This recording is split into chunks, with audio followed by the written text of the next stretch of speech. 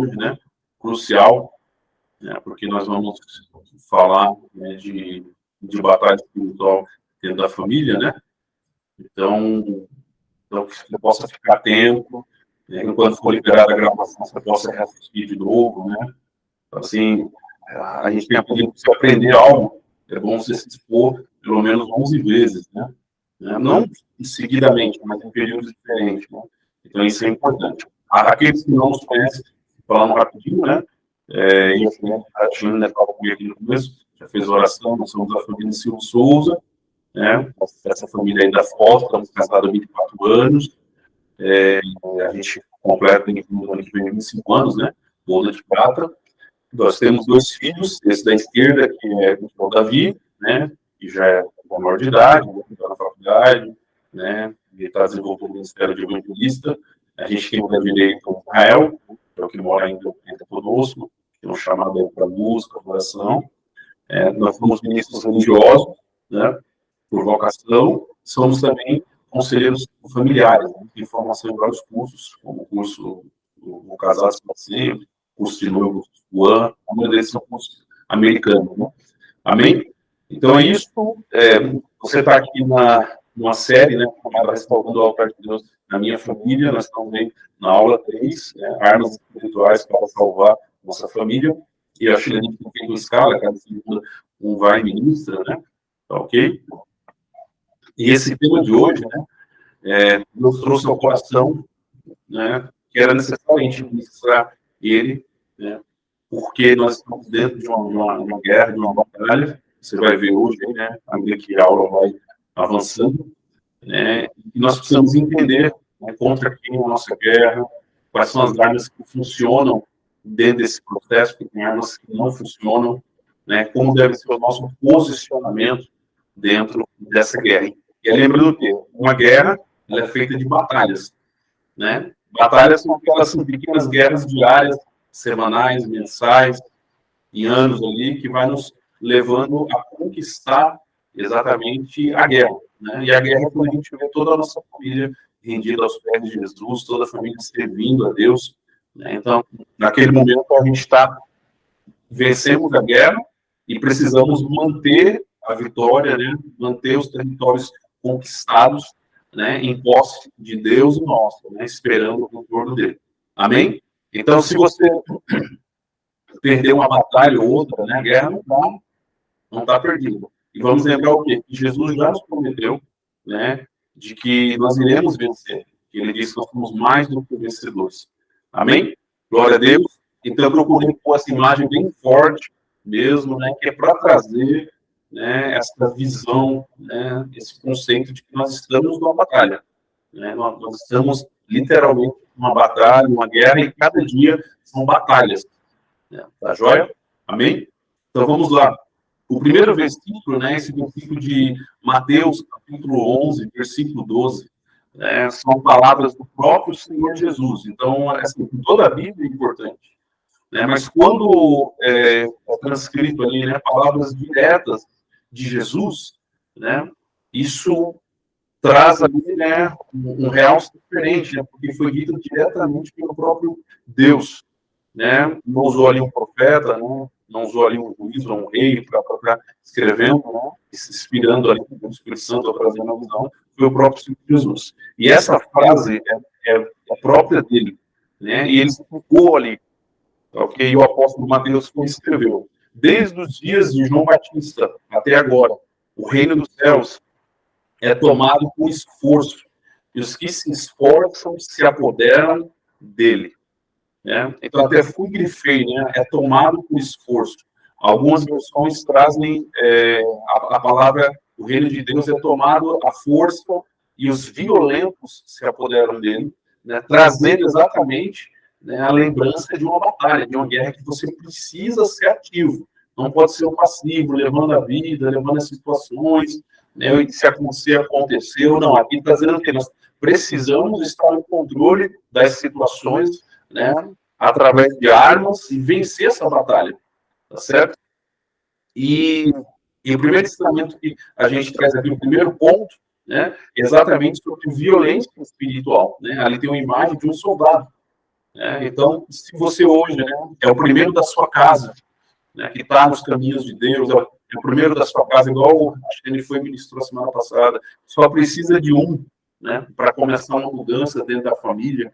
A gente viu isso na história de Noé, né, que ele foi o primeiro ali, teve contato com Deus e ele transformou sua casa, salvou sua esposa, seus filhos e suas noras. Né? Então, só precisa de um. Então, aqui tem um soldado que nesse momento ele está sozinho, né? Está todo ali com a armadura, até a Bíblia cita também sobre a armadura espiritual, né? E ele está ali, mas o primeiro ensinamento que a gente vê à mente é o quê? É sobre a violência espiritual. O texto que acabamos de ler, né, são palavras de Jesus, nos ensinando que o reino de Deus é tomado à força, precisando de violência espiritual. Então, Jesus, nesse texto anterior que a gente leu, ele está dizendo o seguinte: você não pode ser passivo espiritualmente. O que é ser passivo espiritualmente? É você não fazer nada, né? E aí você fala, se a minha família for para ser salva, vai ser salva, eu não vou fazer nada, eu não preciso orar, não preciso jejuar, não preciso batalhar, não preciso fazer nada. Né? Então, Jesus está dizendo, não. O reino de Deus é tomado à força, né? O reino de Deus é dos violentos, o reino de Deus é de soldados, né? O reino de Deus é daqueles que querem mesmo vencer a batalha, né? Aqueles que querem realmente se posicionar e conquistar os territórios, né? E aí vamos lembrar o seguinte: quando Deus deu a terra de Canaã ao povo de Israel, né? Deus não deu a terra vazia, né? Nós temos que lembrar o quê? Moisés havia morrido, surge um novo líder, que é Josué, e Josué é diferente de Moisés, ele é um guerreiro, né? E eles precisam o quê? Conquistar a terra, né? Vencer cada inimigo ali e tomando posse da terra. Né? E Josué, ele venceu 30 e poucas batalhas. Né? Então, isso quer dizer o quê? A gente precisa ir conquistando aquilo que Deus nos deu. No reino espiritual, na promessa de Deus, ele já nos deu a salvação de nossa família, mas nós precisamos conquistar a salvação da nossa família, conquistar cada membro da nossa família, né? Recentemente eu assisti um vídeo, depois você procura aí na internet, sobre a mãe, né, de alguns cantores que são famosos, né, na música secular. E ela é crente, né, há muitos anos, né, e um deles, dessa dupla, se converteu agora mais recentemente, né, e ele foi dar o testemunho, passou o microfone para ela, e ela falou, né, esse filho aqui, né, porque ele tem um nome artístico, mas ele tem, o nome dele é diferente, falou assim, esse filho aqui deu trabalho, né, isso, aquilo, né, mas é mais um conquistado, e se eu não me engano, acho que ela tem 7 filhos, né, e ela falou assim, 4 já estão nos caminhos do Senhor, acho que foi isso, 4, 5, né, só faltam 2, só faltam 3, né, então ela estava encarando exatamente, né, como conquista, cada filho vindo aos pés do Senhor, né, e esse que é famoso, vê aos pés do Senhor, já está começando a cantar louvores a Deus, né? Então isso quer dizer o que? Ela estava vendo como uma conquista de território, ainda falta tantos. E a gente tem que ver isso, né? O nosso cônjuge, cada filho, cada neto, cada genro, cada nora, está faltando, entendeu? A gente tem que ver como uma conquista exatamente de territórios. Por termos recebido a salvação de graça, acabamos achando que tudo mais Deus nos dará sem fazermos esforço algum. Então, existe um sofisma, né, que é uma mentira com cara de verdade, que entra no nosso inconsciente, que, eu recebi a salvação de graça, eu não paguei nada por ela. Realmente, ela foi de graça para você, mas ela custou um alto preço para Jesus. A palavra grega para redenção é agorazo. Quer dizer, né, ele foi no mercado de escravos que a gente estava exposto, o diabo era o nosso senhor ali, Satanás, ele nos comprou, né, do mercado escravo, e o preço que ele pagou por cada um de nós foi ele mesmo, a vida dele, ou fez uma troca. Então, para nós foi de graça, mas para ele não foi de graça, amados.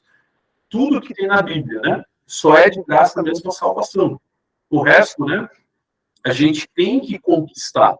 O resto a gente precisa o quê? Fazer com que as profecias e as promessas de Deus se cumpram no reino natural, né? Então é importante você ter isso em mente, tá? Que nada vai ser de graça, nada vai ser sem batalhar, nada vai ser sem guerrear.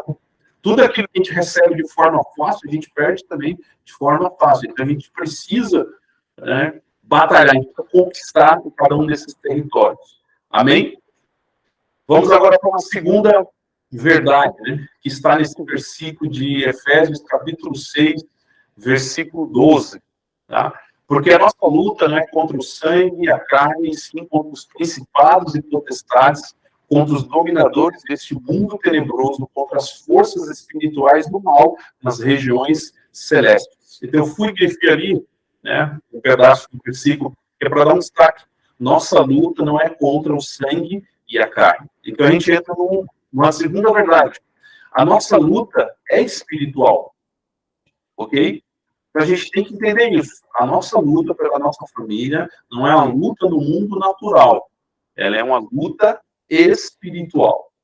O texto que acabamos de ler nos ensina que nossa batalha não é contra pessoas, contra familiares, mas contra o diabo, seus anjos, que são os demônios, os quais lutam para destruir o nosso lar. Então, quando a gente começa a entender que a nossa luta não é contra o cônjuge, a minha luta não é contra a Shirlene, a minha luta não é contra o Davi, não é contra o Israel, não é contra a Nora, né? Ele fala muito da questão do sogro, da sogra, não é contra o genro, né? Não é contra o neto. A nossa luta não é contra pessoas, não é contra carne ou sangue. A nossa luta é contra seres espirituais que vivem e trabalham para destruir a nossa família. Esses seres espirituais, eles sabem que a família é a célula máter da igreja e da sociedade. E famílias restauradas irão gerar uma igreja restaurada irá gerar uma sociedade restaurada, né? Um país restaurado. Então o diabo sabe disso e vai lá na família. Foi o que ele fez na primeira família, a gente falou disso lá na primeira aula, né, onde aconteceu o primeiro culto. Onde aconteceu o primeiro culto, né?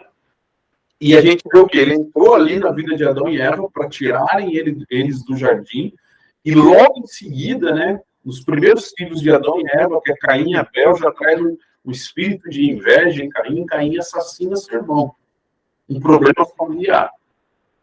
Então, isso é para você ver o quê? Que existem seres que estão desde o início dos tempos, são esses anjos caídos que estão trabalhando de forma organizada para nos destruir, para destruir os nossos lares. Então, nossa luta não é contra as pessoas, não é contra a pessoa que dorme no seu lado da cama, não é contra os seus filhos que estão no outro quarto, contra os seus pais, contra o seu irmão, não, né? Contra suas noras, seu genro, não. A nossa luta ela é espiritual, é isso que a Bíblia diz. Enquanto você viver brigando com seu cônjuge, filhos, pais, isso mostra que ainda não entendeu realmente contra quem é a sua luta.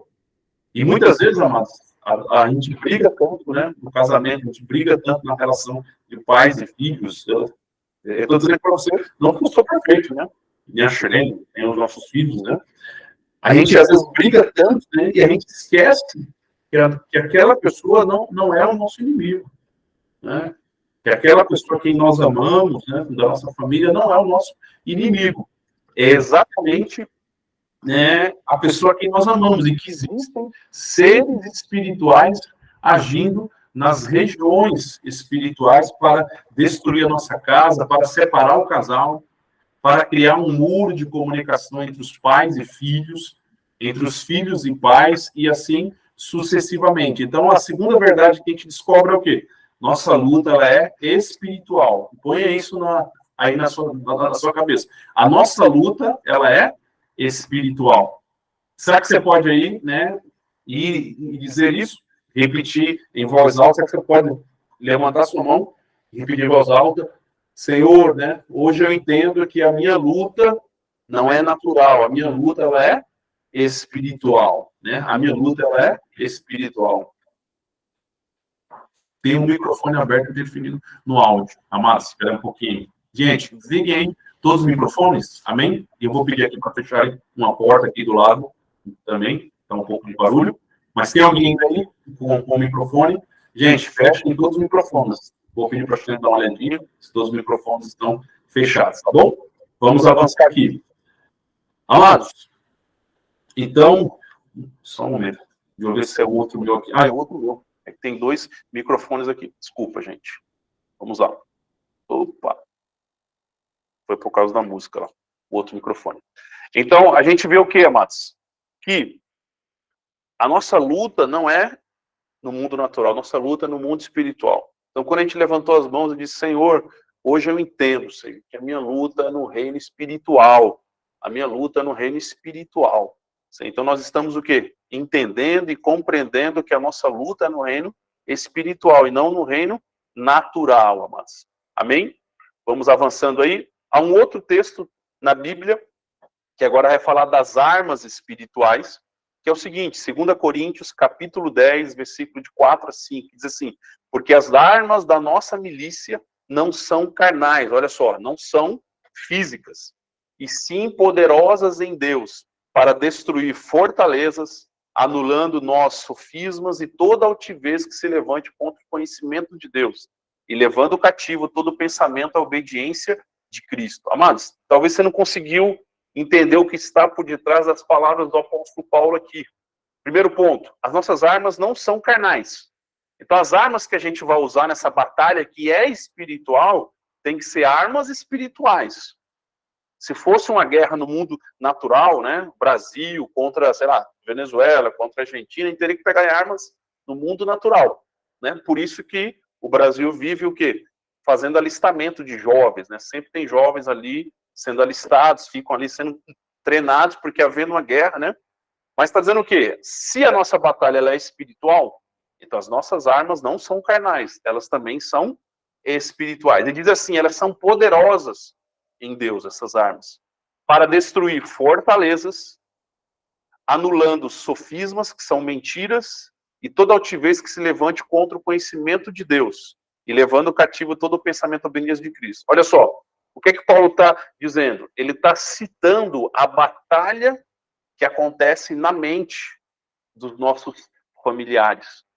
Fortalezas, né, que o diabo criou para que essa pessoa não se converta, sofismas que são mentiras que entraram como verdade. Eu vou dar um exemplo, né?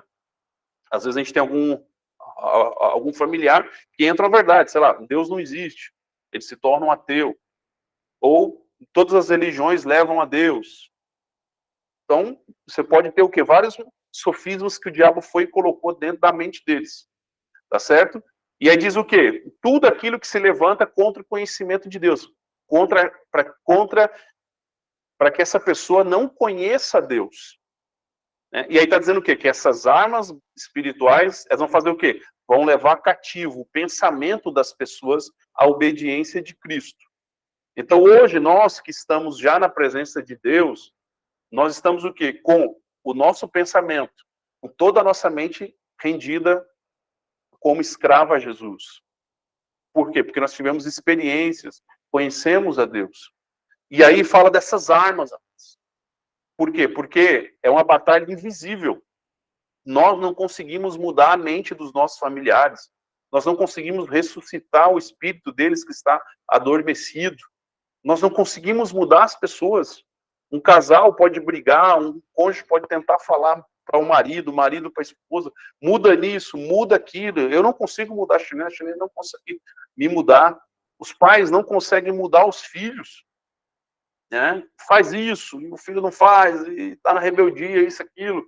Né? A gente não consegue mudar uma nora, não consegue mudar um genro. E aí lembrando o seguinte, quanto mais o ser humano ele vai entrando, saindo da infância, né? Ele vai tendo mais as suas convicções, vai tendo mais a sua própria forma de pensar, certo? Então fica mais difícil dele mudar, humanamente falando.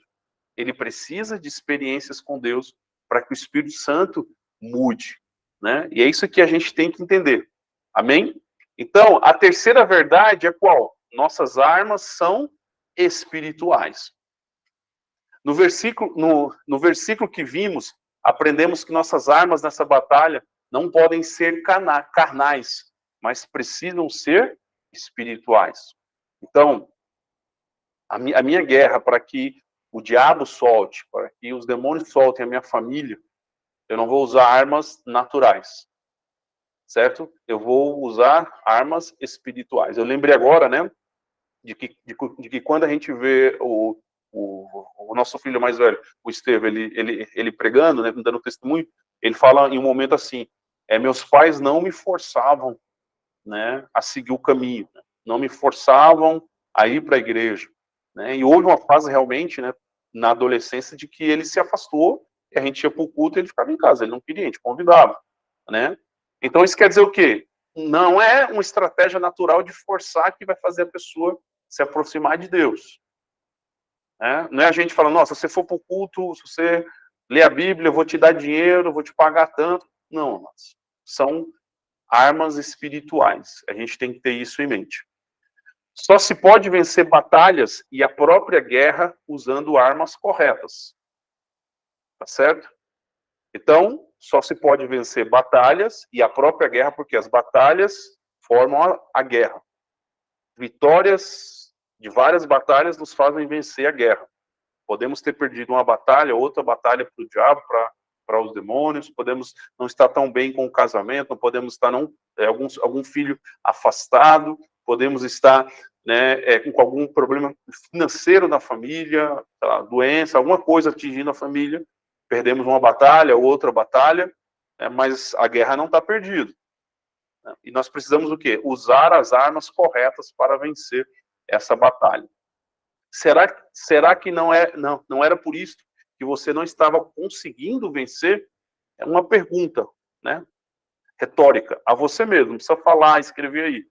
Né? Será que não é esse o motivo que você não estava conseguindo ver, né, melhorias na sua família, melhorias no seu casamento, melhorias na sua relação com os filhos, na relação com os pais, com os irmãos, com os familiares, com os parentes? Será que não era falta desse tipo de conhecimento, né, de que a batalha é espiritual, os nossos inimigos não são naturais, né, de que as armas que vão ser usadas precisam ser espirituais, certo? Será que não era falta disso, né, que estava fazendo você lutar, você guerrear com armas naturais, com armas pessoais, com armas no mundo natural, e isso estava dando resultado algum? Pelo contrário, em vez de melhorar, estava piorando, em vez de trazer as pessoas para perto de Deus, em vez de haver reconciliação, estava havendo o que? Afastando as pessoas, estava havendo brigas, discórdias, certo? Então, pense nisso. Não estava funcionando porque você não estava tendo esse entendimento.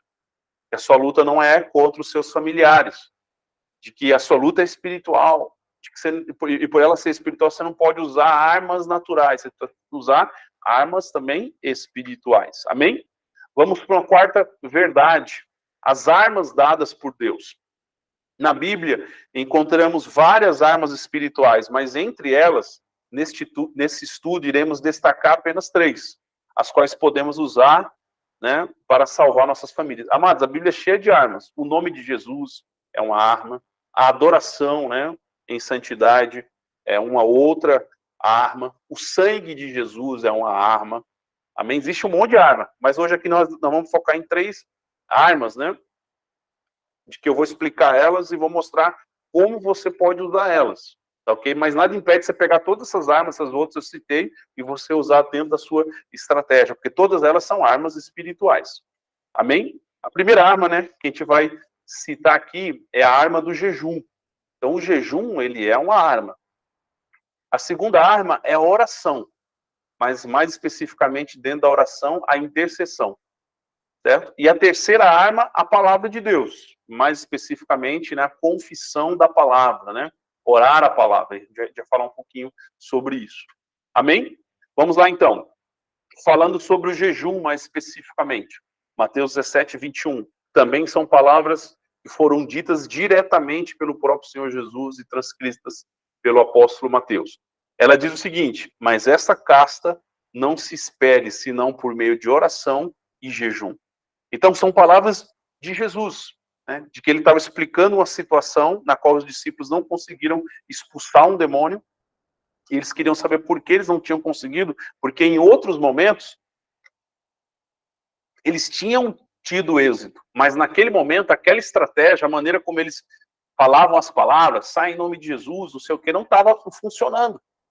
Isso nos ensina muito, porque às vezes a gente está utilizando armas que não estão funcionando. Né, jeitos, né, estratégias que não estão dando certo. E a Jesus disse: há caças, né? Há situações que será necessário, além da oração, também o jejum.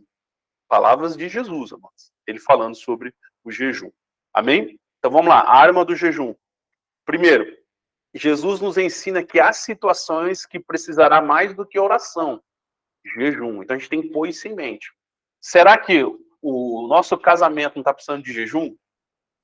Será que a relação nossa com os nossos filhos não está precisando de jejum? Será que a nossa vida financeira, a vida da família não está precisando de jejum? Será que determinada área da família não está precisando de jejum? É você que vai responder aí. O próprio Senhor Jesus jejuou e ensinou também seus discípulos sobre o jejum. Ouça, amados, Jesus, o próprio Deus encarnado em forma humana, ele usou o jejum. Ele iria passar por uma grande prova, que era ser tentado pelo diabo, né? E ele ficou o quê? 40 dias de jejum lá no deserto. Provavelmente esse jejum foi de comida, né? E ele tomava apenas água. Então, olha só, ele jejuou para enfrentar o diabo. Ele enfrentar o próprio diabo em pessoa, certo? Se ele, sendo Deus, precisou jejuar, imagine nós. Quando a gente vai estudar a história dos primeiros discípulos de Jesus, né, no período de Atos, né, a gente encontra um livro chamado Didaquê, que é um livro que não entrou na Bíblia, mas é um livro do primeiro século, dos primeiros discípulos, e eles dizem o quê? Que os discípulos de Atos, né, eles jejuavam 2 vezes por semana, cada vez de 24 horas, na água, né? Eles entendiam a importância do jejum, eles tinham aquilo como sendo uma disciplina espiritual para vencer as batalhas. O jejum tem vários objetivos, né? A gente vai falar aqui. O jejum tem vários benefícios, né? Ou objetivos, mas um deles é fortalecer os anjos na batalha contra os demônios, como na história bíblica de Daniel. Eu gosto muito de trazer, né, a história bíblica de Daniel, porque Daniel parecia que ele estava sozinho, ele e os 3 amigos. Estavam vivendo numa terra estrangeira. Daniel havia lido, né, exatamente as escrituras que existiam até ali, certo? Ele precisava de uma resposta do Senhor, né, e ele ora, né, e entra em 21 dias em um tipo de jejum chamado jejum de Daniel, que é um jejum de frutas, verduras, legumes, um jejum de cru, né, e ele jejua, e naquele período, enquanto ele está jejuando, né, existe uma batalha sendo travada no reino espiritual. Deus manda Gabriel descer do céu para levar uma resposta para ele, mas quando Gabriel está descendo, e quando ele está ali, né, na região celestial, né, um principado, que é um demônio de alto escalão, barra, né, Gabriel fala assim, não, você não vai levar a mensagem para Daniel. E Daniel o quê? Não parou de orar e interceder. Acho que é um ensinamento importante aqui para a gente. Quando Gabriel chega depois de 21 dias, ali, né, depois de vários dias, ele fala isso, né, desde o primeiro dia, quando você orou, eu saí do céu, mas não consegui chegar no tempo dos homens. Demorou vários dias a batalha. E enquanto você orava e jejuava, intensificava, né, Deus enviou Miguel, né, que é o arcanjo, o anjo mais forte do céu. Enviou Miguel para travar minha batalha e me liberar para que eu pudesse descer aqui no mundo natural e poder exatamente trazer a resposta a você. Amados, se você puder, eu te aconselho, ler o livro de Daniel. Ele é um livro de batalha espiritual, né? Assim, a gente vê o poder da oração de uma única pessoa para mover uma nação. Depois de 70 anos de exílio, basicamente foi a oração de Daniel que fez o povo voltar para a terra, mas sabe assim? Então assim, então alguém que nos ensina muito, sabe? E na verdade, Daniel é o único personagem bíblico que a Bíblia não mostra um pecado dele, não que ele não tinha pecado, mas assim, a Bíblia não mostra que ele errou, falhou como os outros personagens da Bíblia, né? Então assim, então Daniel é alguém muito bom para a gente se espelhar, sabe assim, né? Alguém para a gente olhar e aprender com ele, tá? Então, Jesus jejuou, ele ensinou os seus discípulos a jejuar, porque ele falou, um dia o noivo vai ser tirado, então os meus discípulos jejuarão. Na Bíblia, os grandes homens de Deus jejuaram, Elias, Moisés, Davi, né? Todos eles jejuaram. A Bíblia fala de momentos que eles tinham de batalha espiritual, que eles usavam o jejum. O jejum fortalece a gente fica mais forte no espírito, lembrando que nós somos um espírito, possuímos uma alma e habitamos no corpo. Então, o nosso espírito é fortalecido, né? E além disso, né, aqueles que estão lutando a nossa batalha também são fortalecidos, como a gente vê na história de Daniel. Amém? Eu vou dar um exemplo pessoal, tá? Na minha vida e da Shirlene sobre o jejum. O jejum que Deus nos levou a fazer durante anos, foram anos mesmo, pela vida dos nossos filhos. Esse jejum, nós fazíamos o quê? Você não precisa fazer igual, mas foi Deus que nos guiou a fazer. Deus vai guiar você também.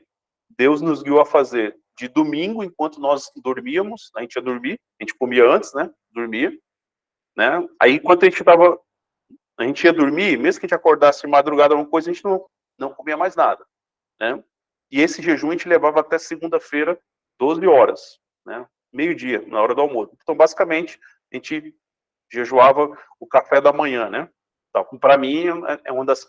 Para mim, é a refeição, às vezes, mais difícil também de jejuar, porque eu gosto de comer muito o café da manhã.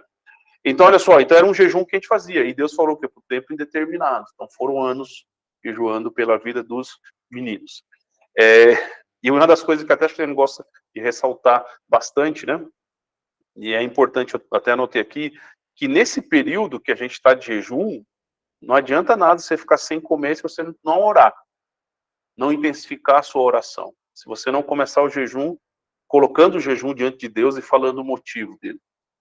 E você passar todo o jejum mais conectado. Por exemplo, para tomar um café, vamos supor que é o café. Para tomar um café, você gasta 15, 20 minutos. Então, você pegaria aquele tempo para orar. Né? Vamos supor que você jejue almoço. Almoço, você gasta, às vezes, 30, 40 minutos para almoçar. Como você não vai almoçar, você não vai gastar aquele tempo. Então, você dedica aquele tempo a estar em oração. Mesmo que você esteja no trabalho, você tem lá o seu período de folga. Então, uma hora de descanso, né, 15 minutos, você vai para debaixo do árvore, vai para uma sala, e aí você entra ali em consagração com Deus e ressalta o motivo, né, traz a palavra, que a gente vai falar daqui um pouquinho, né, a intercessão e assim sucessivamente. Então, lembre-se o quê? Nos períodos de jejum, se não houver oração, é dieta, não é jejum. Então, é importante você saber disso, tá? Você tem que, naquele período de jejum, intensificar, tá certo? Não existe apenas jejum de alimento, na Bíblia tem basicamente jejum de alimento, mas hoje tem pessoas que fazem jejum daquilo que elas estão presas. Ah, não consigo ficar sem internet, aí faz jejum de internet. Ah, não consigo ficar sem café. Eu consigo ficar sem comer, mas não sem café. Deus vai pedir alguma coisa, vai te mostrar e vai te guiar, e não tenha medo, tá certo? Então, um exemplo aqui de jejum que a gente sabe que esse jejum, né, que a gente fazia segundas-feiras durante meses e anos, foi o que nos levou a ter vitórias, né, em relação aos filhos, né? Então, trouxe aqui um exemplo. Vamos agora para uma segunda arma, tá ok?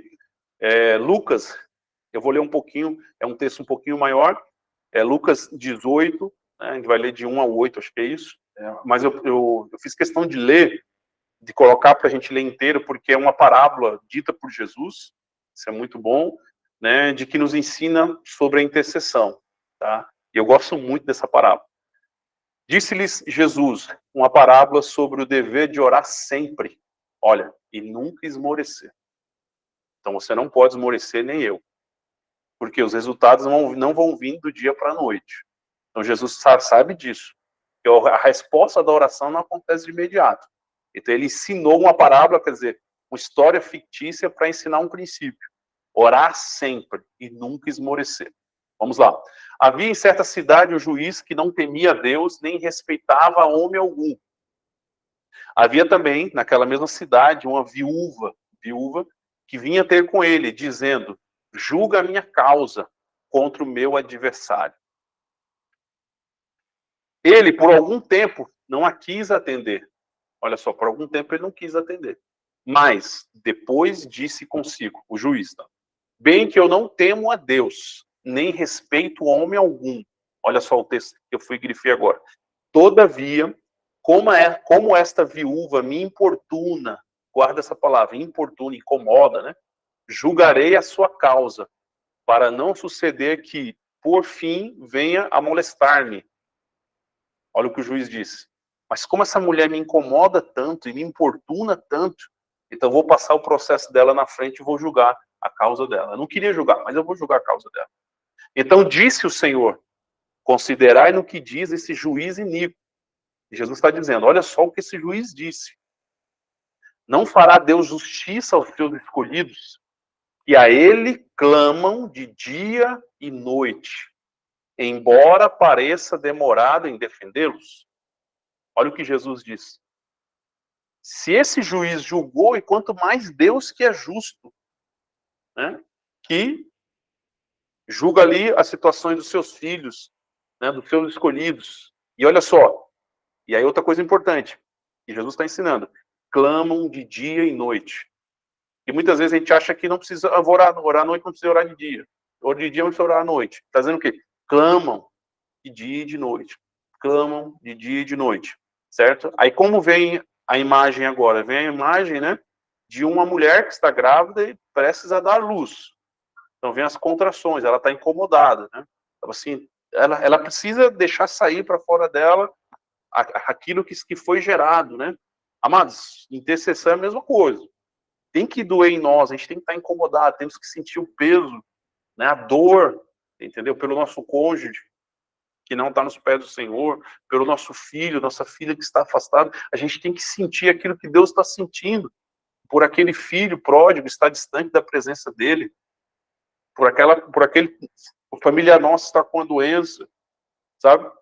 E isso nos faz o quê? Clamar de dia e de noite, porque é um incômodo dentro de nós. Isso nos leva, como o apóstolo Paulo diz, né? Por quem, de novo, sinto as dores de parto. O apóstolo Paulo era um homem, como ele sentia dores de parto? Ele está falando de dores de parto espiritual, né? Que os homens também, na intercessão, podem sentir essa dor. Estão gerando alguma coisa. Amém? Jesus ainda, no versículo, digo-vos que, depressa, lhes fará justiça. Contudo, quando vier o Filho do Homem, achará, porventura, fé na terra? Então, Jesus, ele conta essa história, né? E qual que é o objetivo? Ele nos falar sobre a intercessão. Na parábola que lemos, o Senhor Jesus compara a oração intercessória, a intercessão, a uma viúva que importuna o juiz para julgar a sua causa apressadamente. Aí eu pergunto a você, o quanto você tem incomodado Deus? O quanto você tem, né, importunado Deus? Será que você consegue entender isso, amor? Se Deus não perceber que você está interessado, por quê? O interesse em nós vermos a manifestação das suas promessas e do seu milagre tem que manifestar em ação, amado. Tem um versículo que fala, a fé sem obras é morta. Então isso quer dizer o quê? Você ter fé e você não orar, e você não importunar Deus, Deus gosta de ser importunado, certo? Até a gente brinca, né, de que madrugada, né, é um horário que a filha do céu é menor. Por quê? Porque poucas pessoas pagam o preço, às vezes, de acordar de madrugada e entrar na presença do Senhor, de acordar cedo, de a primeira coisa que fazer, né, não é ir tomar café, uma coisa ou outra, é se ajoelhar no chão e colocar aquilo diante de Deus. A última coisa que vai fazer é o dormir. Mas enquanto eu estou falando para você, eu também não estou pregando a mim, né? Então vale para todos nós isso aqui, tá certo? Quando forem perguntaram para um grande homem, que é considerado o maior evangelista do século XX, Billy Graham, se você pudesse voltar, ele morreu com 80 e poucos anos, acho que foi isso, 90, alguma coisa assim, se você pudesse voltar no tempo, o que você faria diferente, melhor? Ele falou que eu dedicaria mais tempo à oração. Amados, nós nunca vamos chegar ao final da carreira, ao final da vida, dizendo eu orei demais. Eu orei mais do que o suficiente. Nós vamos sempre chegar dizendo, eu orei, não orei o suficiente, não orei o necessário. Primeiro fui tentar resolver a situação no mundo natural, para depois buscar Deus, né? Lutero, ele falava o quê? No dia que eu tenho mais coisas para resolver, problemas, situações, é o dia que eu tenho que passar mais tempo orando antes de ir resolver as situações. Então, Jesus, ele está nos ensinando, né, esse princípio. Nessa história, aprendemos que é necessário importunarmos Deus com nossas petições, via intercessão. Amados, eu estou aqui falando só da Bíblia. A Bíblia diz o que ela quer dizer, amados, aqui é só Bíblia pura, entendeu? Tá? Aqui eu estou mostrando aqui para vocês o que Jesus disse e ensinou. É tão claro e tão simples. Mas às vezes é tão simples, tão claro, que a gente não olha, que a gente não observa, a gente não vê. A gente está procurando uma revelação nova e está aqui, mas diante exatamente dos nossos olhos. Então lembre-se, tem que haver essa intercessão. E essa intercessão que importuna Deus. Não que você vai botar Deus na parede. Deus, se você não fizer isso, eu vou te abandonar. Amados, o único texto que a gente lê de Gênesis e Apocalipse que nos permite colocar Deus à prova é o texto que fala do dízimo e da oferta. Tirando isso, amados, não é isso, não é botar Deus à prova no sentido de colocar ele na parede. Se você não fizer isso, eu não vou fazer isso. Não, amados. Deus não é seu servo, né? Nós é que somos servos dele. Mas ele está nos ensinando que nós devemos ir ao juiz, aquele que é superior a nós, e pedir para que julgue a nossa causa diante do adversário. Porque o adversário é o diabo e os seus anjos. Eles estão o quê? Destruindo a nossa família. Estão destruindo o nosso lar. Então nós pedimos para que Deus interfira, né? Para que Deus entre com providência, entre com o milagre, entre com a manifestação do seu poder e da sua graça. Então é nesse sentido, amém? Vamos lá. Ainda falando de intercessão, há um outro texto, Filipenses, né, agora do apóstolo Paulo, que ele diz o seguinte: não estejais inquietos por coisa alguma, antes as vossas petições sejam em tudo conhecidas diante de Deus, pela oração e súplica, com ação de graças. Olha só o que Paulo está dizendo. Você não pode ficar inquieto, ansioso, preocupado com as situações, agora eu estou parafraseando aqui, da nossa família. Sabe, quanto mais situações, ansiedades, preocupações tem, a gente tem que fazer o quê? Apresentar elas diante de Deus. Apresentar elas diante de Deus. Amados, aqui nós somos, a maioria de nós já temos um cônjuge, né? Então, muitas vezes a gente conversa primeiro com o cônjuge sobre situações dos filhos, isso e aquilo, mas a primeira pessoa que a gente tinha que conversar era com Deus. Quando a gente casa, a gente acaba, às vezes, nos distanciando um pouco de Deus. E aí coloca o cônjuge, né, para ser o confidente. Não que a gente tenha que conversar com o cônjuge, mas temos que acostumar a voltar a falar primeiramente com Deus. Colocar as ansiedades, as preocupações que a gente tem diante de Deus, né, em oração, amados. Então, quando a gente vai para um momento de oração, a gente se ajoelha ou ora em pé, né? Eu mesmo gosto muito de orar em pé, andando, caminhando. Então, quando a gente sai do momento de oração, a gente não pode sair do mesmo jeito, com os mesmos fardos, entre aspas, que veio ao nosso coração para interceder. Então, a gente pega ali uma situação que parece um fardo, você está com um pacote na mão, aí você faz o quê? O pacote é um filho, é o cônjuge, você entra na intercessão e você entrega a Deus. E você pede a Deus para intervir na vida dele, na vida dela. Mas você tem que sair da oração, levantar do joelho leve. Por quê? Porque Jesus já levou os nossos fardos, amado. Então não cabe a nós levar fardo de ninguém. Né? O Espírito Santo traz para a gente gerar em oração, em intercessão.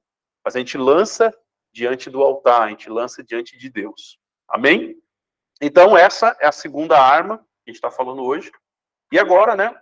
Não, ainda estamos aqui na intercessão. A intercessão é um dos tipos de oração, então a gente tem várias orações, oração de adoração, a gente tem oração de louvor, aí vai, mas a intercessão é um dos tipos de oração. A intercessão é aquela oração na qual trazemos as situações e a vida dos outros diante de Deus para que ele venha interferir com a sua vontade. Então não é a nossa vontade, Deus não vai responder a nossa vontade, Deus vai responder a vontade dele, gerada através de nós por meio da oração, mas é a vontade dele, eu já falo um pouquinho mais à frente. Interceder é se colocar diante de Deus pela vida de alguém ou por uma situação. Então a gente coloca-se diante de Deus intercedendo por alguém. Quando a gente vai ler o livro de Daniel, novamente, né, aconselho você a ler, ele faz oração de identificação pela nação inteira. Ele ora, ele não tinha cometido aqueles pecados. Eu vou dar um exemplo, o pecado de idolatria. Ele não tinha cometido. Mas ele ora como se fosse parte do povo. Senhor, perdoa o nosso pecado de idolatria. Sendo que ele não tinha pecado aqui, mas ele estava orando por uma oração, intercessão, se colocando entre Deus e o povo de Israel, a nação de Israel, por meio da oração. Da mesma maneira, você pode fazer isso. Senhor, perdoa o pecado da nossa família. Vamos supor, seu cônjuge é um alcoólatra, isso, aquilo. Você não vai falar isso, né, na frente dele, é sozinho você orando. Senhor, perdoa, né, o pecado do filho.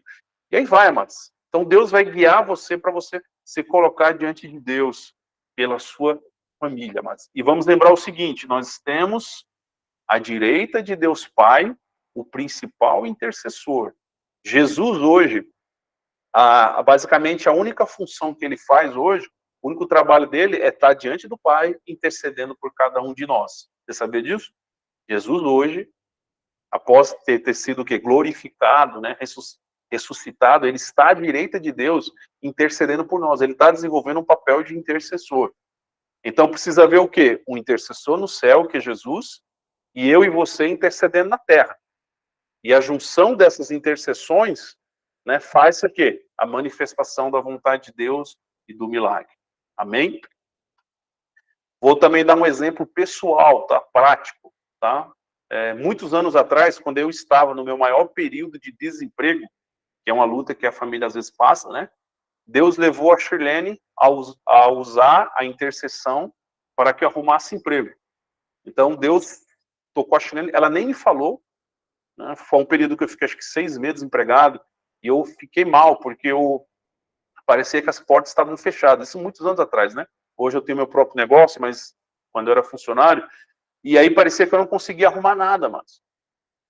E aí, né, sem ela falar nada, ela saía para ir para o trabalho, eu me sentia super mal. Pô, a mulher tá me sustentando, isso, aquilo, tal, né? Aquela visão machista que Deus teve que quebrar dentro de mim, né? Então, olha só, e aí Deus deu a ela uma estratégia. E qual que era a estratégia? Ela tá aqui online, qualquer coisa ela escreve no chat aí. Deus falou para ela o quê? Acordar de madrugada, eu não sabia disso, só soube depois, tá? Ela acordava de madrugada, aplicava o Salmo 23:1, que diz o quê? O Senhor é o meu pastor e nada me faltará. Ela pegava esse versículo. Aí ela pegava a minha carteira de trabalho, que hoje é digital, né? Mas na época era em papel. Ela pegava a carteira de trabalho, colocava dentro, lia o Salmo, né? E colocava na página do Salmo, né? E ali intercedia, apresentava a minha carteira diante de Deus. Ela fez isso durante alguns dias, semanas, sei lá. E aí eu consegui um emprego, amados. O emprego veio até mim, né? Um professor da faculdade que eu nem sabia, era tipo um diretor do que hoje é o Itaú, né? Na época era o Unibanco, né? E ele chegou até mim e falou: David, você vai trabalhar junto comigo. Eu falei: eu e outra pessoa da sala. Mas como eu trabalho aqui? O senhor é professor? Não, não sou só professor, não. Tem um cargo alto aí no banco. E aí fomos, amados. Nem precisamos fazer assim, só fez entrevista para inglês ver. Porque ele colocou, Deus usou a vida dele para nos colocar lá dentro, mas eu achei o quê? Não, eu sou bom, né? Eu tenho um currículo muito bom, né? É a resposta às minhas orações, na verdade, o quê? Era Deus, né? Olha lá, foram 23 dias declarados nas 23 primeiras páginas. Depois eu vou ler aqui, que sumiu ali. Então isso quer dizer o quê? Eu achei que era eu, mas eu consegui. Aí depois a Shane revelou, né? O segredo. Oh, Deus me deu essa estratégia, eu estava fazendo isso. Aí eu falei, então foi ela, não fui eu. Né? Então quer dizer o quê? Amados, o seu esposo não precisa saber. Né? O seu cônjuge não precisa saber, seu marido, seus filhos não precisam saber. Entendeu?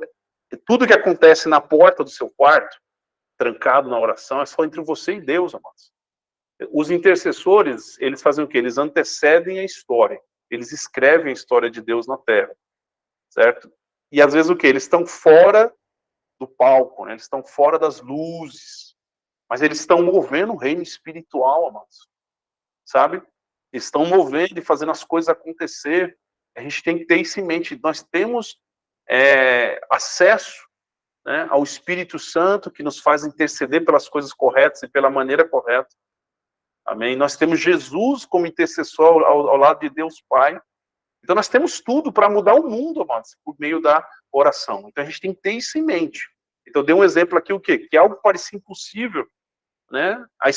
Minha esposa pegou a minha carteira de trabalho, quer dizer, fez um ato profético, eu não sabia, ela botava o celular para despertar, acordava de madrugada, como ela disse, 23 dias. Em 23 dias, ela intercedeu que houve um mover no reino do Espírito, que o emprego veio até mim, amados. Amados, e ouça, acho que eu pus ali. Aquele emprego foi o meu melhor emprego como funcionário até hoje, amados. Até hoje o melhor emprego. Eu tinha 14º salário. Na época, os meus tickets eram quase R$1.000. Na época, isso fazem o quê? Faz 15 anos que a gente foi para o Brasil. Ah, mas faz quase 20 anos, né? 17 anos. Ah, mas era o melhor emprego. E ele foi trazido e conquistado por meio da oração da esposa. Sabe assim? Então hoje, né? Hoje não. Quando a Suene falou, veio essa consciência, cara.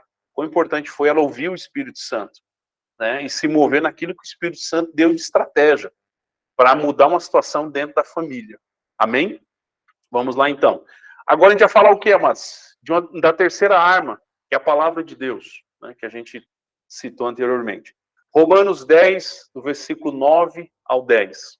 Diz assim: se com a tua boca confessares Jesus como Senhor, e em teu coração creres que Deus o ressuscitou dentre os mortos, serás salvo. Porque com o coração se crê para a justiça, e com a boca se confessa a respeito da salvação. Eu grifei ali duas partes, que é para você se atentar. O coração crê, você pode botar até a mão no seu coração aí e falar, aqui é onde está a fé, eu creio. Amém? Mas ali está o quê? Com a boca se confessa. Faz um sinal com a sua boca, ó, assim, ó, colocando para fora. Com a boca se confessa. Então, daqui, a gente extrai o quê? Um princípio. Qual que é o princípio bíblico? Do crer e confessar. Então, eu creio e confesso. Eu creio e confesso. Paulo deixa bem claro isso nesse texto de Romanos que a gente acabou de ler. Eu creio, mas não fico calado. Eu confesso. Eu também não confesso sem crer, com dúvida. Né? Eu confesso porque eu tenho certeza no meu coração. Amém? Vamos lá, então. Precisamos exteriorizar com palavras aquilo que cremos em nosso coração. Aí é por isso que a gente até aprende, né? Qual que é que a gente aprende? Um princípio. Não verbalize aquilo que você não quer ver concretizado.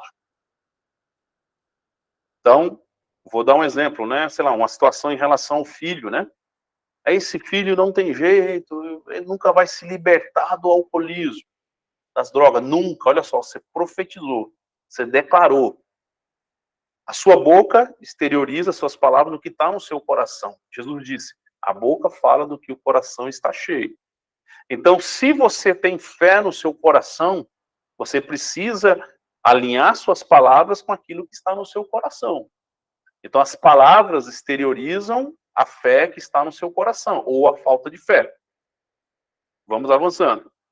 Então, nossa terceira arma espiritual é a confissão da palavra de Deus. Então, não é apenas um versículo. Você vai ver agora. É esse versículo ter sido o quê? Interiorizado dentro de nós, trazendo fé, e a gente verbaliza aquilo, né? No reino espiritual. A gente verbaliza aquilo do mundo natural. Vamos lá, então, que é para a gente entender um pouco mais. Não devemos confessar qualquer coisa nos momentos de oração, né? Mas a palavra de Deus, como Jesus fez na prova das 3 tentações. O que é que Jesus disse? Está escrito.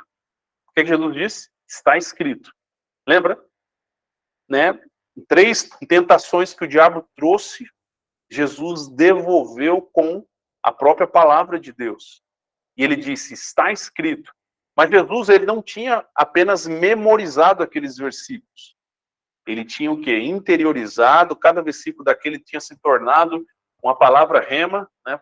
Se para você esse texto rema é meio diferente, um insight, que é um termo que eles usam em inglês agora, uma ideia, uma coisa que marcou você interiormente, que te trouxe uma mudança, né? Então aquele versículo tornou-se vivo dentro de você, e aí você exterioriza, né? Você coloca para fora esse versículo. Foi o que Jesus fez. Ele venceu o diabo com a fé no coração e as palavras confessadas do que ele cria no coração. E o diabo foi e deixou ele em paz. E ele conseguiu vencer o diabo e vencer cada uma das 3 tentações. O diabo, ouçam, amados, o diabo e os seus demônios, eles temem a palavra de Deus. Ele teme a palavra de Deus. Por quê? Porque a Bíblia escrita, né, que a gente fala que é a Logos, em grego, ela é o espelho da palavra rema, que é Jesus, a palavra viva. Então, a Bíblia é Jesus, né? E Jesus é a palavra. A palavra de Deus não volta vazia. Então a gente tem que ter em mente o quê? Esse é um versículo de Isaías 55:11. Toda palavra de Deus, que ela é emitida por a boca de alguém que crê no coração naquilo que aquela palavra diz, aquela palavra sai e não volta vazio. Quando a gente estuda sonoplastia, né, que é a parte da ciência que estuda os sons, né, a gente descobre o que, amados? Um som emitido, ele não morre, entendeu? Exemplo, hoje, através de alguns equipamentos, a NASA consegue ouvir a explosão do universo. E já se passaram bilhões de anos. Quando o universo criou, né? Quando Deus ali criou o universo, que para eles é o Big Bang lá, mas quando Deus criou tudo, fazem bilhões de anos. Então, olha só, aquela explosão, o som daquela explosão, o som da voz de Deus, continua ressoando depois de bilhões de anos. Então, toda palavra que a gente emite, ela fica o quê? Como ondas no ar, né? Ressoando. E no reino do Espírito, ela fica válida, né, até ela se cumprir, ou a gente substitui ela por uma outra palavra. Né? Por isso que é importante quando a gente fala uma coisa negativa, a gente fala uma palavra que a gente não quer ver concretizada, né? Às vezes a gente fala sem querer. E aí a gente fala o quê? Eu revogo essa palavra e coloco sobre ela essa outra palavra. Amados, a palavra de Deus não volta vazia. Ponha isso na sua mente. Exemplo, tudo aquilo que a gente ensinou para o filho mais velho, quando ele se afastou, estava dentro dele. Nunca se perdeu. Certo? Agora você precisa o quê? Regar com intercessão, que é jogar água, né? Para que ela tenha que brotar. Muitas vezes a gente só joga a palavra na infância, na pré-adolescência, na adolescência, mas não estamos regando. Nós precisamos regar, né? Jogar água. Tá certo? Assim, a palavra de Deus não volta vazia. Por exemplo, esse cantor que eu falei para vocês, quando ele está dando um testemunho ali, né? E ele fala o quê? Quando eu era pequeno, a minha irmã mais velha nos levava para a escola dominical. E a gente ouvia a palavra. Esse cantor é famoso, esse cantor que eu falei para vocês, se converteu recentemente. E ele falou assim, quando eu me converti agora, eu voltei para os caminhos do Senhor, eu não sabia porque eu comecei a lembrar de muitas canções do Inário, né? Do Inários, eram da Assembleia de Deus. Eu não conseguia lembrar como eu sabia de tanta música, entendeu? Mas como? Aí ele foi lembrando. Eita, essas músicas eram as músicas que eu cantava na época da escola bíblica dominical. Então ele estava falando que aquilo que a minha irmã, que era a segunda mãe dele, né? A irmã mais velha, que cuidava dele, me levava todos os domingos para a igreja e eu recebia aquelas sementes daquelas tias lá na escola, né? Lá na salinha. Essas palavras foram ressoando dentro de mim durante esses anos todos, no meio da fama, tudo. E foram aquelas palavras que brotaram e fizeram agora eu voltar aos caminhos do Senhor. Amados, a palavra de Deus não volta vazia. Põe isso na sua cabeça. A palavra de Deus não volta vazia. A palavra de Deus não volta vazia. Lá no Gênesis, né, Deus emitiu, né? Haja luz, ela foi. Ressoando ali, entendeu? E houve luz. Então, a palavra de Deus é muito forte. É a arma mais poderosa, né? Quando oramos a palavra, né, usamos o idioma do próprio Deus para falar com ele. Eu gosto de usar muito isso aqui, que para mim é assim, a gente pode conversar com alguém, vamos supor, a gente conhece alguém da Alemanha. Na Alemanha se fala alemão. E eu posso tentar conversar com essa pessoa, eu falando português e ela alemão. E eu não entendo nada de alemão e ela não entende nada de português. A gente vai conversar, ter um diálogo, sai som dos dois lados, mas ninguém entende ninguém. Amados, muitas vezes a gente não estamos tendo nossas orações respondidas porque a gente tem ido ao céu, mas não temos usado o idioma do céu. Nós precisamos usar o idioma que se fala lá no céu. David, qual que é esse idioma? É a palavra de Deus. Então, quando você chega, né? Eu vou mostrar alguns exemplos aí. Quando você chega diante de Deus, usando a própria palavra que ele emitiu, que é poderosa e não volta vazia, você está conversando com Deus no idioma dele. É diferente você chegar e pedir sem usar nada da palavra. Por isso que nós devemos o quê? Ler a Bíblia, a gente procura ler a Bíblia inteira em um ano. Por isso que a gente tem que ler, meditar e estudar. São três coisas: ler, meditar e estudar. Ler, meditar e estudar. para que venham vários versículos e a gente descubra versículos importantes para a gente usar nos períodos de intercessão. Por quê? É esses versículos, a gente dominando eles, que a gente vai começar a falar o idioma dos céus. Começar a falar o idioma lá do céu. Por exemplo, uma das coisas, eu nunca estudei inglês, estudei pouco tempo, mas Deus está me incomodando, preciso começar a estudar inglês. Mas eu não entendo nada. Então, às vezes, eu estou assistindo uma música, uma coisa ou outra, tentando entender ali, com muita dificuldade. Por quê? Porque eu não domino aquele idioma. Então, eu não consigo conversar. Espanhol eu já sei um pouco. Eu consigo entender, consigo falar, arranhar uma coisinha, mas o inglês não. Então, muitas vezes, amado, a gente não está entendendo Deus, porque a gente desconhece a sua palavra. Porque Deus nunca vai falar alguma coisa de outro jeito, contrário àquilo que ele já falou na sua palavra.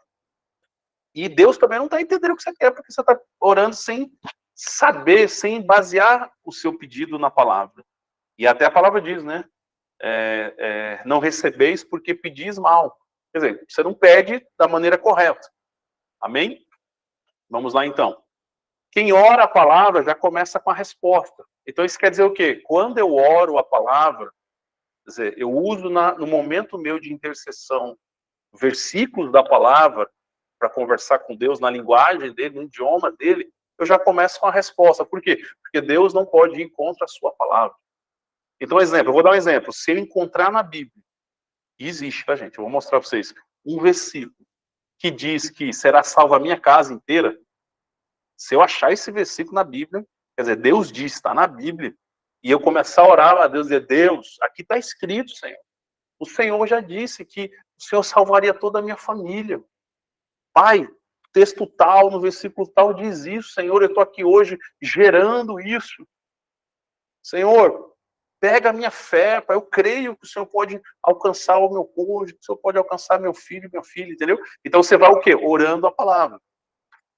Quando lemos Gênesis 1, descobrimos que Deus usou apenas a sua palavra para transformar todas as coisas.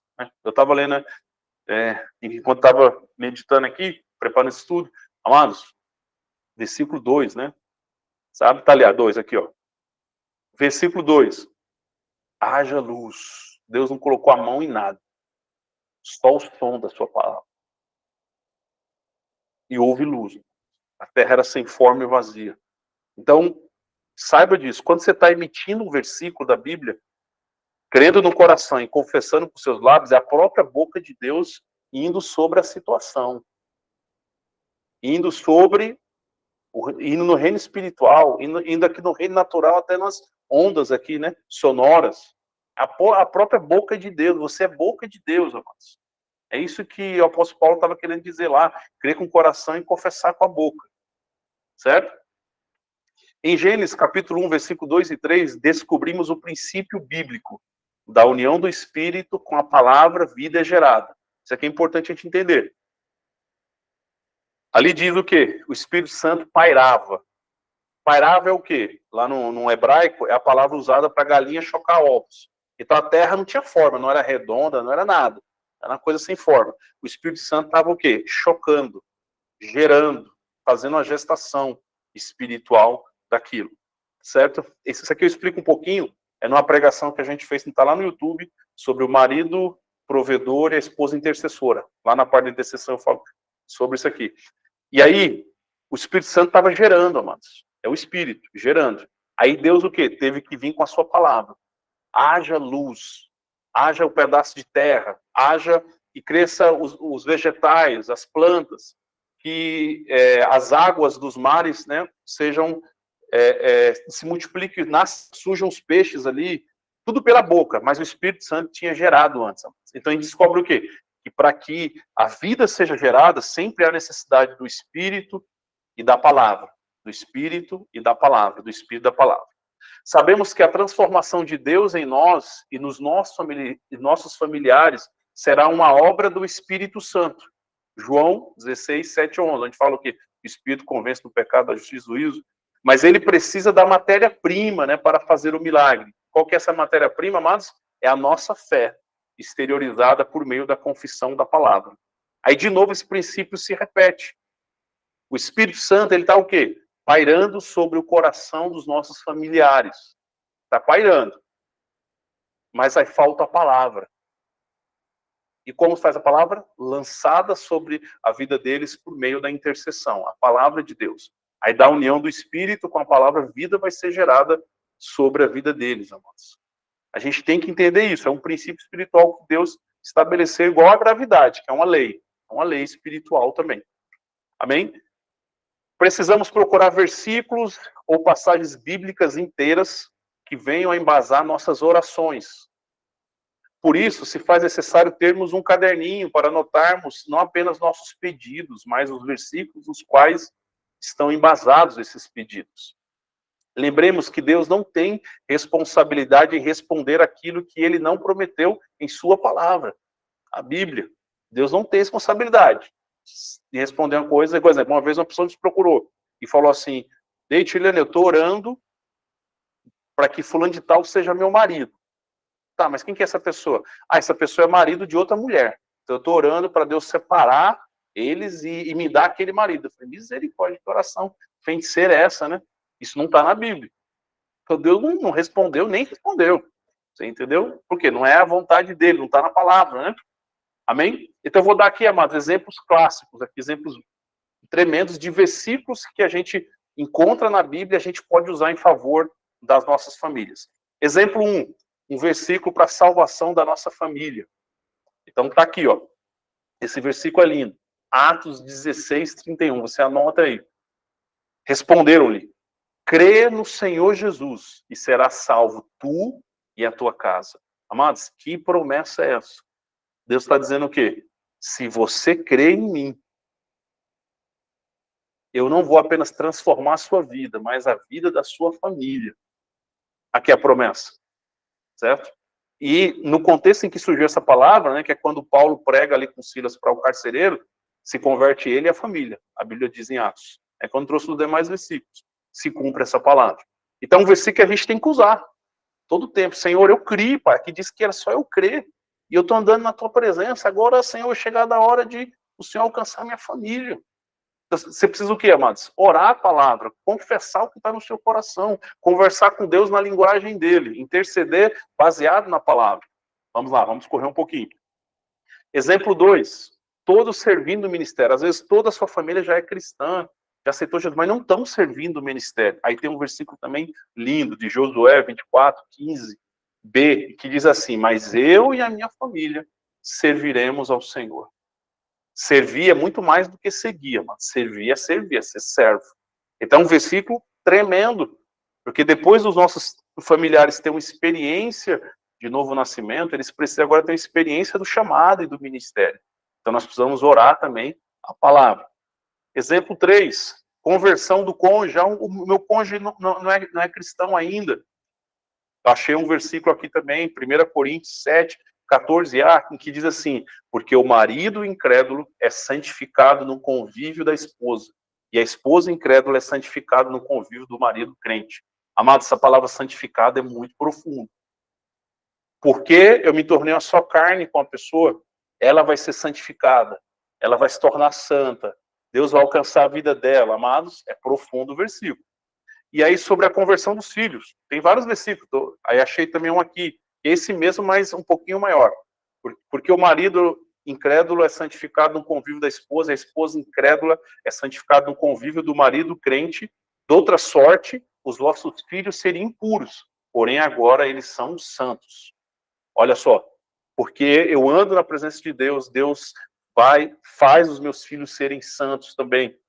Amados, tudo exemplo de bases bíblicas que você tem que ter anotado para você usar no momento da sua intercessão e da conversa diante de Deus. Claro, é que não deu tempo de tratar aqui. Eu não vou entrar na presença de Deus já intercedendo. Não é isso.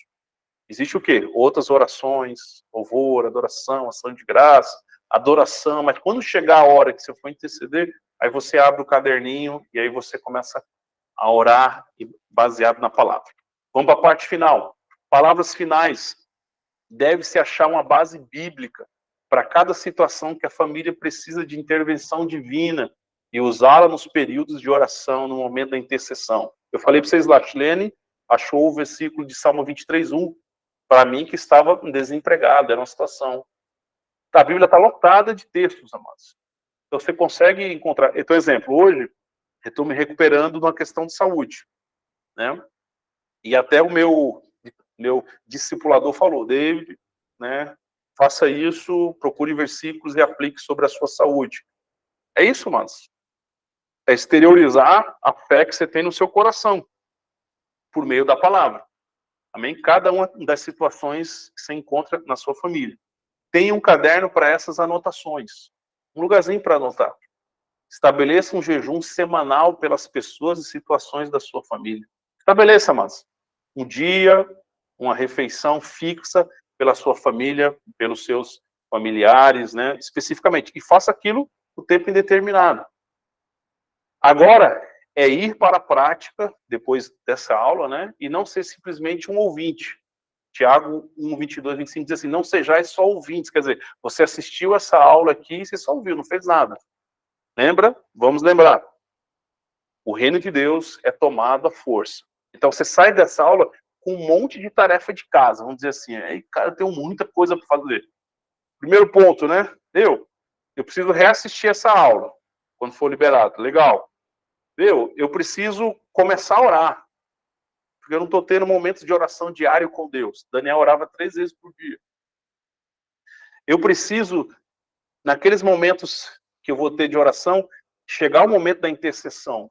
Ao chegar o momento da intercessão, eu preciso ter escrito bases bíblicas para poder pleitear diante de Deus a realização dessas promessas. Amém? Eu preciso o quê? Jejuar toda semana.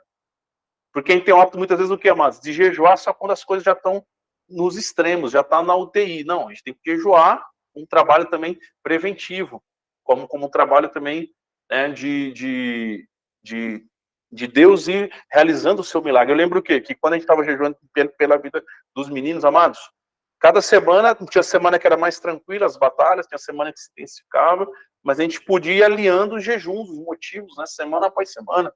Então, isso é super